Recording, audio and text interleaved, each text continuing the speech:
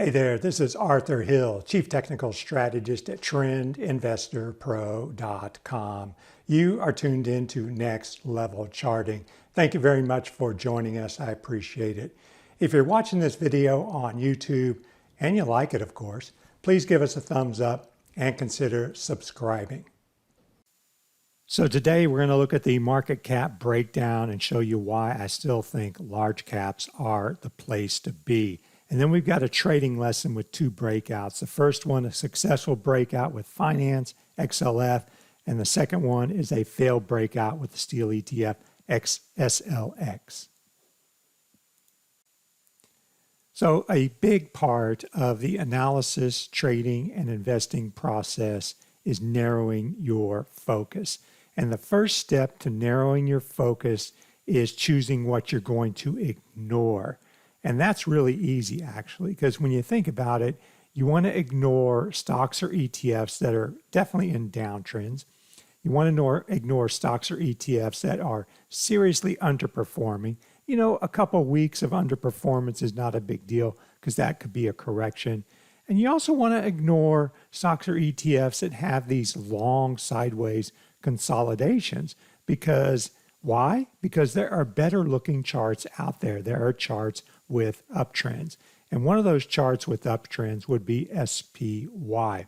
So at the biggest level, the capitalization level, if you will, you got large caps, you've got the equal weight S&P 500, you've got mid caps, and you've got small caps. And where do you want to put your focus in that group? Well, it's clearly going to be large caps, because if we look at the S&P 500 SPDR, it's clearly in an uptrend here. We can even make some sort of a rising channel working here. It's, we got to the upper end of that channel and fell back. But clearly, this is going from the lower left to the upper right. We're in an uptrend. We look at our Stoke close indicator. It's at like 97. And it's been above 80 for months. When you're above 80, you're pushing 6-month highs and you're in a strong uptrend. So you can see it's green. Now, if we go down a little bit, say, and we look at equal weights, which would be the S&P 500 equal weight SPDR RSP. It's not performing bad either. So if you're in the S&P 500, you're still doing okay.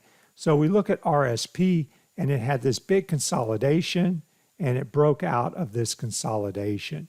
So this was a consolidation within an uptrend. We broke out, and it lasted almost 3 months. So it got a little bit long, but then we got this gap. We filled that with a big move up and a breakout to new highs. And then we can see what's called a classic throwback. So here you have this kind of breakout zone, this kind of resistance zone, and it turns into support. So what you do is you break out and you throw back to the breakout zone. And that resistance zone turns into support, and then you get a bounce. And this is an important concept because later on I'm going to show some ETFs that held on their throwbacks and continued higher, and some ETFs that failed to hold their breakouts on their throwbacks and basically was a losing trade, if you will. But RSP, for all intents and purposes, broke out, had a throwback, and is now pushing to a new high again. So the equal weight S&P 500, which represents the average stock in the S&P 500, is hitting a new high, and that is net positive for the overall market. Now, for a lot of ETFs, I've identified this August low, and that's my line in the sand. And you can see we dipped below it intraday, but bounced. Now, if we close below these August lows, then that would be a failed breakout, and that would be a concern.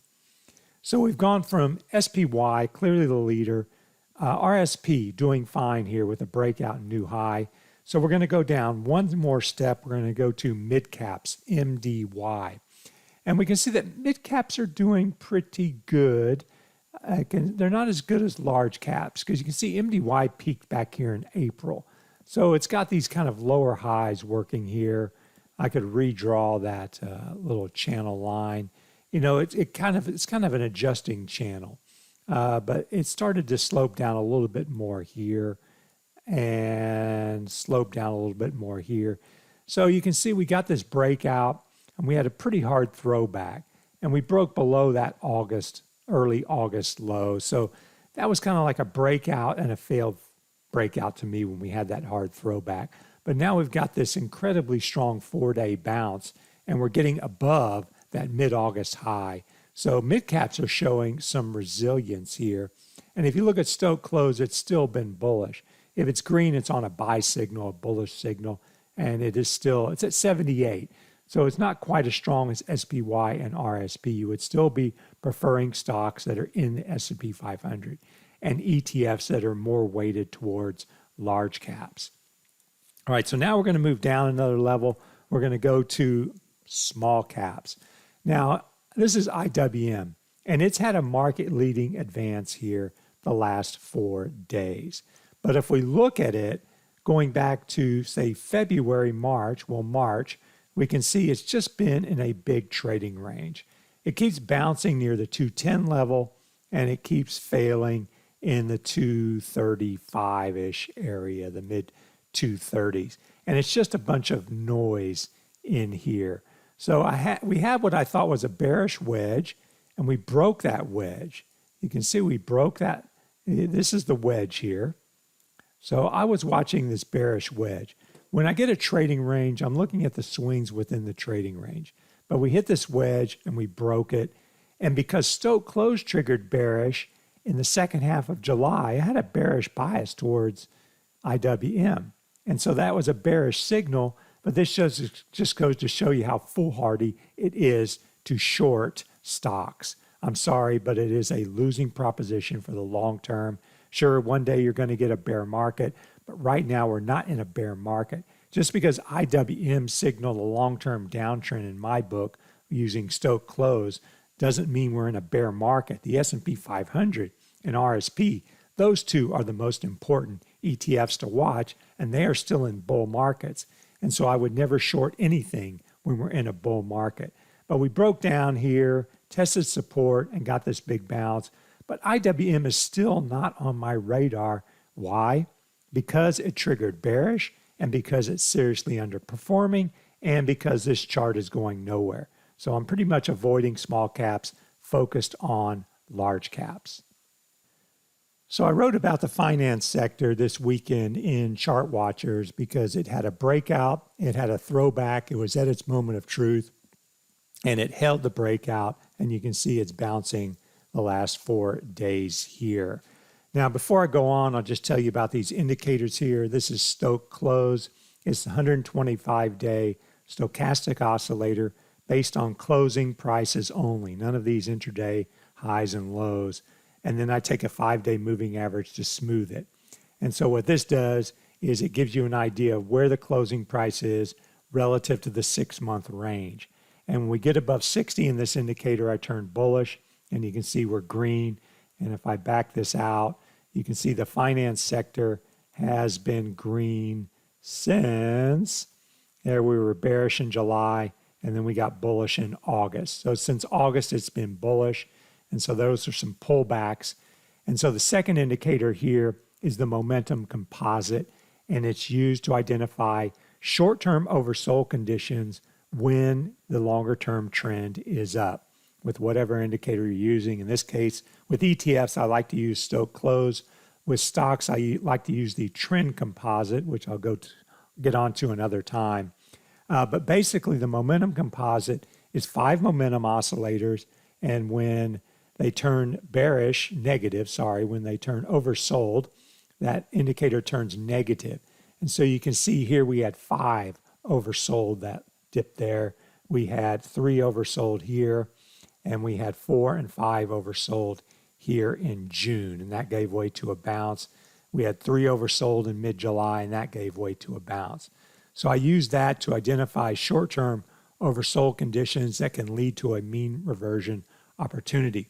And these indicators are available. If you go down to the right-hand corner, you click on that plugin icon, and there you can see all of the plugins available. There's the Trend Investor Pro Indicator Edge plugin, and click on that, and you can read more about it. But looking at finance, we got some classic technical analysis going on here. First, we're in an uptrend. Second, we get oversold twice, and we get bounces. And so if you didn't like those kind of signals, you got a pattern signal in that we had a falling wedge. So you had a falling wedge within an uptrend. You hit a new high. You corrected to work off your gains. And this is what I mean by short-term relative weakness is not really an issue, because finance was underperforming in mid-July, mid to late July. But still, this was a bullish continuation pattern. And there you can see we got a break above the wedge line. Then we got a break above that high there, and we hit a 52-week high. So this broken resistance zone here turns into support, and you can see we got a throwback, and we held, and we got the bounce.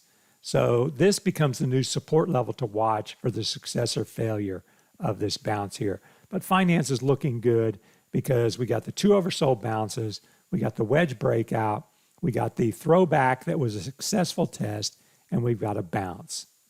So over at trendinvestorpro.com, I specialize in trend and momentum strategies. I'm basically looking for short-term bullish continuation patterns within a bigger uptrend.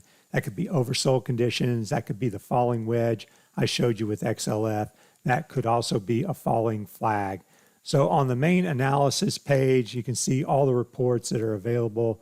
Most are for subscribers. There's a few free articles there, but very reasonable subscriptions. And tomorrow I'll be coming out with the ETF trends, patterns, and setups report, which I do every Thursday. And that is a very long report with lots of charts and analysis. Here I was looking at AD% and breadth, and then I was looking at the number of stocks that were in uptrends versus downtrends. And there we can see large caps and RSP in uptrends, and IWM and microcaps in downtrends because of the Stoke close. And I also keep track of these Stoke close signals for trend following strategies. So come on over and check out trendinvestorpro.com for more information. So the XLF example is an example of a success, but there are failures out there. Nothing is foolproof on Wall Street. Here's SLX, one I was watching last week, and you can see we had this corrective pattern. We get this breakout, and so you have the breakout zone turning into a support zone. So we break out, we throw back, and we test that support, which is from broken resistance. We test that newfound support with a throwback, and we bounce. So things are looking good here in the 67 area, but then boom, it's a failure. We move back below the breakout, and this trade has failed. Now we're getting a bounce here, but as far as I'm concerned, we didn't hold the breakout zone, and so this one is not as strong as XLF. It showed more weakness, and it's back to the drawing board and just waiting for the next signal here or setup. So if you'd like to know more about trendinvestorpro.com, you can click on the link below in the description. Again, if you like this video, please give us a thumbs up and consider subscribing to StockCharts. Thanks again for tuning in. Have a great day, and I'll talk to you again next week. Hey guys, Dave Keller here with StockCharts.com. Thanks so much for watching our video. If you enjoyed it, and we hope you did, hit the like button right below. Also, we have so much new content every day. Consider subscribing to the channel. Just hit the subscribe button in the video or right below. Thanks for watching. Stay safe. Have a fantastic day.